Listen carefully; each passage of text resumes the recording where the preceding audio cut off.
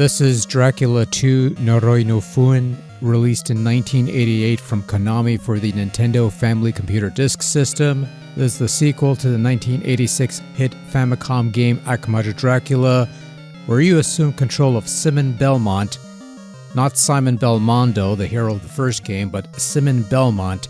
It says so in the ending. And your main goal is to venture across the greater Transylvania countryside, seek out the 5 body parts of the fallen Count Dracula, and burn them in the castle ruins to bring Dracula back to life so you could kill him again and lift the curse placed upon you. Now, if this game seems familiar to anybody, and it probably should, it's because you know it under its localized title, Castlevania II Simon's Quest, released later in '89 for the Nintendo Entertainment System. That version underwent a number of changes from its original disc format to fit the limited cartridge format, and it's this localized version that made the cut in the later Castlevania Anniversary Collection, while the original disc system release was apparently lost to the annals of time and space.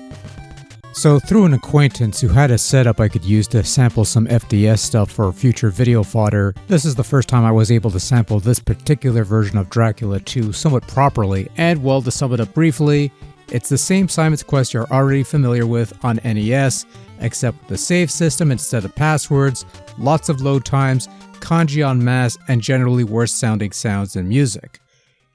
And there's some bait for you. You're welcome. So the story goes that years after Simon Belmont defeated Count Dracula first time around, he learned that the Count had placed a curse on the vampire hunter in his dying breath, and that the only way to break the curse was to acquire Dracula's 5 body parts scattered across the land and take them to the ruins of the demon castle, revive the Count so he could kill him properly this time around, and the curse will hopefully be broken. Whether you live to tell the tale depends on how quickly you complete the game. There are 3 endings to achieve, and needless to say, the quicker you complete your task, the better the ending you get, all of which are written in English, as is the intro, which is funny because the rest of the game is not. So yeah, that's the first thing to bear in mind. Almost everything in this game is written in kanji, which is not a big deal to anyone who could read that type, or to anyone already familiar with the game beforehand, but for anyone else, that's a bit of a barrier, because part of the game's template involves talking to people and gathering clues to aid you in your quest. And one of the main criticisms that people had with Simon's Quest was that town people will either lie to you or just plain talk rubbish, and this was something built into the original game itself. Now on top of that, imagine all of that in a language and type you cannot read, and even the most basic of clues won't be of much help.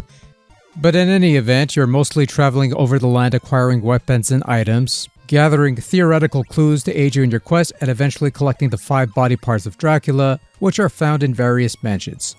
These are required to access the final shred of the game. Equipping these pieces have their own unique effects. Dracula's Rib grants you a shield to deflect fireballs. Dracula's Heart persuades the ferryman on Dead River to escort you to another island. Dracula's Eyeball allows you to see hidden items. Dracula's Nail restores your whip's ability to break certain blocks. And finally, Dracula's Ring, well, it lets you enter the castle and nothing else. Though I suppose by that point in the game, you really wouldn't need it to do anything else. Oh, you're also going to need this magic cross too because reasons, I guess. Dracula II controls similarly to Dracula I. You could walk, jump, snap your whip, climb up and down stairs, press up and B to use sub-weapons you have selected, die 3 times, and it's game over, at which point you can either continue where you left off, or you could choose to save your progress and continue at a later time. There were a couple changes made to the overall gameplay. One being that if you're on stairs, you could hold down the B button to continually snap your whip, something that would carry over to the next game, which is quite nice. The other change that's not so nice is that if you take a hit while on stairs, you get knocked off the steps, which is a stark contrast to other games where if you took a hit while on the steps, you held your ground and you stayed on the steps. Other than that, control is relatively unchanged from the first game and is just as responsive here as it was there, for better or worse. Dracula II's challenge lies in figuring out the road to victory, where to go, what to do. These things are not always properly explained even in its native land. There are pitfalls to watch for like false blocks that you could fall or walk through, weak blocks that you could break with holy water but are completely indistinguishable from the normal solid blocks, clues that are sometimes but not always helpful, For some people, this meant a subscription to Nintendo Power or a trip to a strategy guide or a walkthrough to show you the way. For others, it was usually word of mouth among friends. Sometimes we just discovered this shit on a fluke, and sometimes we pay heed to some of the clues in the game that actually did help out, even if they weren't so clear on it at first. Once you figure out where to go and how to proceed, Dracula II unfortunately becomes a bit of a cakewalk, especially if you have the right weapon on hand for the right land. As you progress further out in the world, enemies take more hits to die, which compels you to upgrade your main whip. And most of the enemies in this game do little more than move back and forth. Some will fly in constant pursuit while others will just fly by. Some will even have a fireball attack that becomes a non-factor once you get the rip shield to deflect these shots. And in the vein of games like Metroid, entire screen layouts are reused multiple times, resulting in areas that start to look a bit familiar in their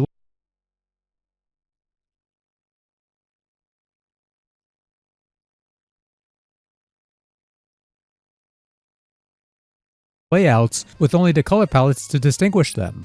This is especially evident in the towns, which all share a similar layout with very few distinguishing features among them. It's the only real weakness with the game's visual presentation, which is otherwise quite excellent. Simon looks a bit more defined if not paled skin, which makes sense in the latter case, considering his cursed state. The creature designs are quite menacing and a step above the menagerie of foes in the first game, and the scenery, while limited, is still visually striking in detail. The overall appearance does feel a bit drab at times due to the choice of colors or lack thereof, but I feel it adds a bit to the overall atmosphere. Those gray blocks might look dull, but they're more natural looking than the day-glow orange blocks that held Dracula's castle together. Maybe that's why it keeps falling apart whenever Dracula gets offed in these games. More gray blocks in your castle arrangements, they're much more sturdy.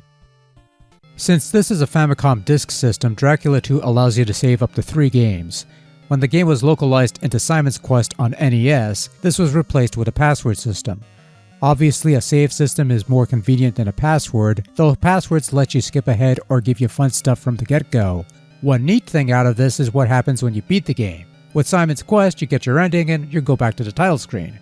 Beat the game in Dracula II, however, and you get to begin your game anew from day one, but with all the equipment you've previously obtained up to the final battle with Dracula, including the 5 body parts. Consider this a sort of New Game Plus type feature or something you would normally attain via one of those password generator gimmicks. I like that they did this, and invokes further play and you get to fill in the blanks on what you skipped out on in the first place. The other distinct difference between disc version and cart version is in sound. Dracula II uses the Famicom Disk System's audio capabilities to produce its music and some of the game's sound effects, whereas Simon's Quest uses the stock NES sound processing.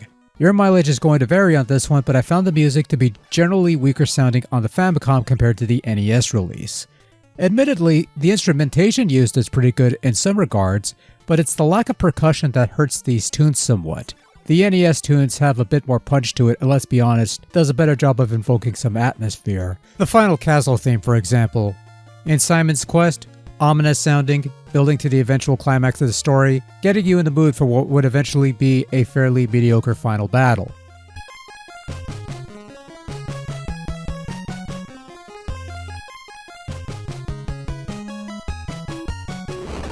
Whereas the Disk System version is just a looping main track with a couple changes here and there.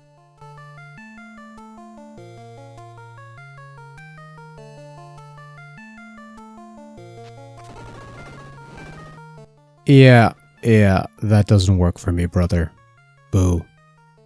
As for the sound effects, well, there are some sounds that have a bit of an echoey effect that I actually like that wasn't in the NES version.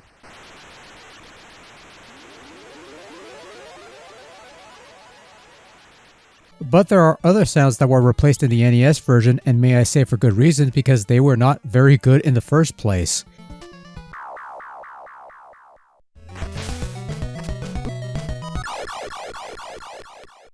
You can make a solid case for Akamatsu Densetsu having better quality sound over Dracula's Curse thanks to its VRC6 chip because it's being somewhat truthful, but Dracula II on the Disk System, that's somewhat debatable.